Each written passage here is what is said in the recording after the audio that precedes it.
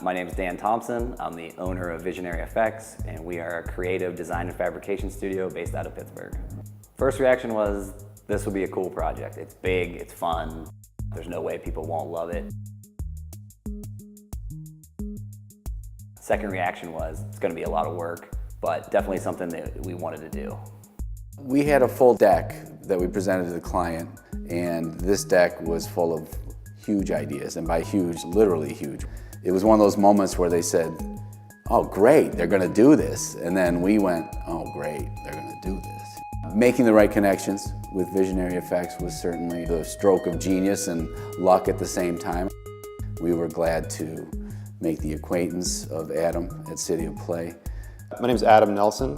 City of Play is a creative agency that designs real-world games and other creative interactions. We help people interact with other people, or with ideas, or with spaces through play. City of Play has built large-scale games before, but never something with quite as many moving parts as this. For me, the best part of what I do is that every project is totally different. The biggest challenge with this was probably how to scale it up and make it be the same experience you get on the small game on one that's 11 times the scale of the original. This project was completely designed in SolidWorks. The idea here was to have the whole thing figured out before we even cut the first piece, so that we knew at that point we were just basically creating what we had already created in CAD, and there wouldn't be any big surprises along the way. So it is the world's largest game of operation. Scaling that up was definitely the biggest challenge, and the thing that I was most concerned about. The difference between having something at a small scale and having something at a very large scale is that our bodies stay the same size. Moving from, okay, now we have this concept of what the game's going to look like, to how does that concept actually manifest in the real world? This project also had a lot of individual components that had to all come together in a very short time frame. A lot of things had to line up, a lot of things had to fit on top of each other or within each other, and doing it in CAD really helped make that a process that we could feel comfortable in a short time frame. This whole project was almost entirely digitally fabricated. From the CAD model, we went straight into CNC routing, all the 4x8 panels of ultralight MDF. We went through about 64 sheets of MDF in about two and a half days. So it was a lot of CNC routing, a lot of MDF dust, a lot of work basically. Then from there, we did some laser cutting of certain components. A lot of templates and stuff were made laser cutting.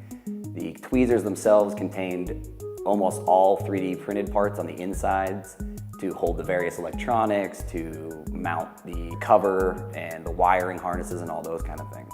The tweezers actually ended up being one of the more complicated parts of the whole project. Because we had to localize the experience to each player instead of to the game board, each tweezer had to include a vibrating motor, a buzzer, and some type of red light to signal when you had touched the sides. Early on, we knew we had to fit a lot of stuff into a small space because these tweezers weren't scaled exactly as large as the game board because they wouldn't have been easily manipulated by adults and kids. The other goal was to keep them lightweight.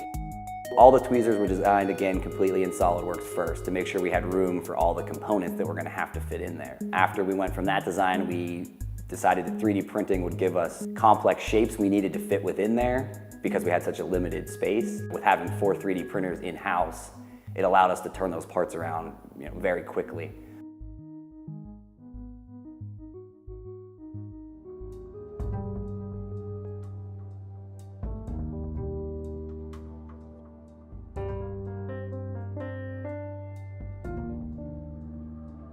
The only part that we couldn't 3D print all of them was the actual outside cup that contains all the electronics.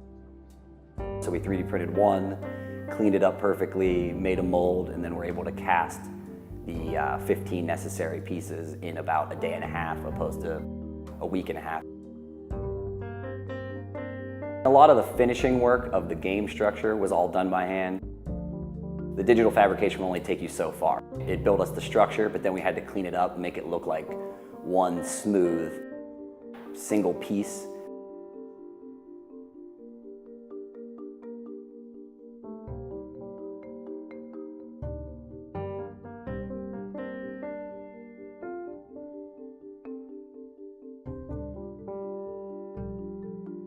One of the overall challenges was scheduling. because not just what we were building in-house, but things that we had to farm out due to time, was making sure they were going to be done in time, correctly, making sure we could get the right materials fast enough for it. That was a big part of it. On the phone a lot, making sure people are going to hit the deadlines they promised me they could hit, because if they're late even a day, that bumps us back a day or more, which can't happen on a project that's this tight of a deadline.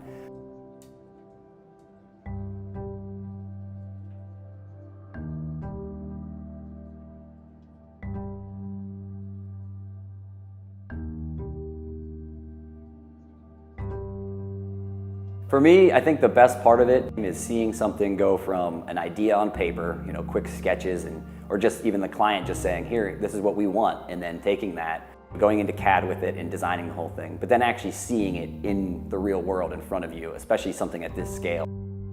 It never gets old. It's always fun to just see what you've been working on so hard for the last few weeks become a real thing. And then the best part is to watch people who have had nothing to do with the project interact with it, because they bring a whole different attitude towards it, where when you're working on it, you have the tendency to get too close to it and you get focused on the minute details, where it's great to just see a kid who doesn't care what went into building it, they just want to play it. And that's fun to see that happen right in front of your eyes. And with the tight deadlines, the one good thing is it happens fast. You go from an idea to a finished piece to being interacted with people all within a matter of weeks instead of months or a year.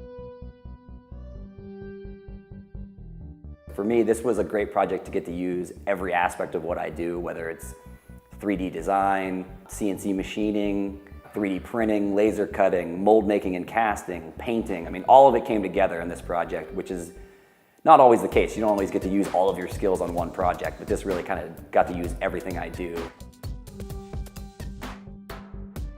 Dan has an arsenal of different production techniques and kept us much more calm than we had anticipated when we began the process. One of the other great things about this project was getting to work with Dan for the first time. I'm really looking forward to working with him on more projects in the future.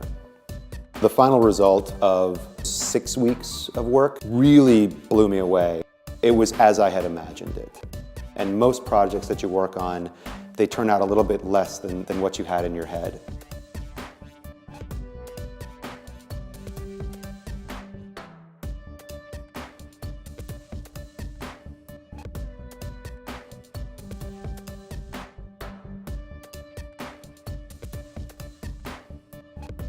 Play is important because play is the primary method that human beings use to learn, and it is through learning and interacting that we develop relationships with each other.